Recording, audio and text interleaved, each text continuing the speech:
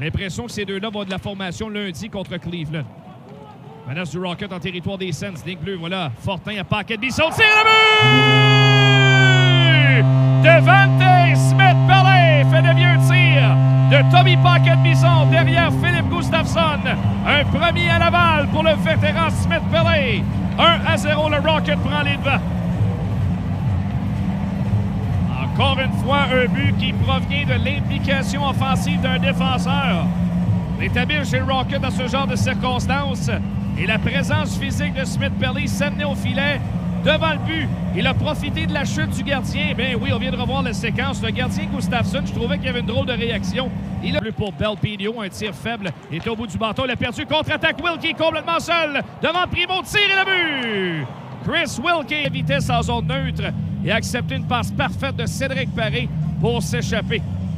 En un tir côté mitaine, Primo est battu. Agosino qui reprend devant Bourque pour Delzato. Delzato à Shaw. De Shaw à Delzato, rondelle capricieuse et Martel va le surprendre. Il s'échappe complètement seul. Martel devant le filet, la fin de tir et le but! Danick Martel en infériorité numérique. Il a battu tout le monde. Et le gardien de but, encore plus avec une habile feinte du côté gauche.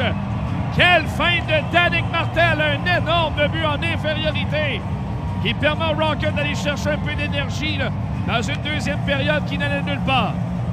Delzato ne s'est pas méfié de la pression et Martel a littéralement explosé en zone neutre avant de servir une feinte parfaite du revers pour battre Philippe Gustafsson. Sortie des Sens au centre. Mauvaise passe. Intervention encore. Le jeu télégraphié. C'est Hervé Pinard qui intercepte. Adé devant le filet. Le but! Yes, sir, Lolen! Une passe parfaite de Jean-Sébastien Day. Oh, quelle passe! Directement sur la palette. Un jeu parfait. Oh, le vétéran Day là-dessus a montré tout le talent qu'il possède. Non seulement il était un bon marqueur, mais là-dessus, c'est vraiment une passe sensationnelle qu'il a réservée à Jesse Yrlonen. Wow! Aucune chance pour le gardien des Sénateurs. C'est 3-1 la marque avec 8,45 écoulés. Un très gros but que celui-là pour prendre 2 buts de priorité. Un 9e set de Paré s'amène. Oh, la mise en échec de Paquette-Bisson. Il n'y a pas eu de place pour Paré qui a été frappé solidement. Ça revient près du but. Chartier veut surprendre Primo du côté droit. Tire ensuite de loin. Et ça atteint Josh Chestis. Et on ne parvient pas à sortir encore chez Rocket. Belpinio dans le coin. Dernière minute de jeu du coin de patinoire. Long dégagement et le but! Belpinio qui marque dans une cage déserte. Un tir de 200 pieds de distance. Et là, ça brasse dans le coin de Castellic. On a plein les bras avec Belpinio. Les deux qui s'échangent des politesses en fin de rencontre. C'est donné des numéros de téléphone en vue de demain.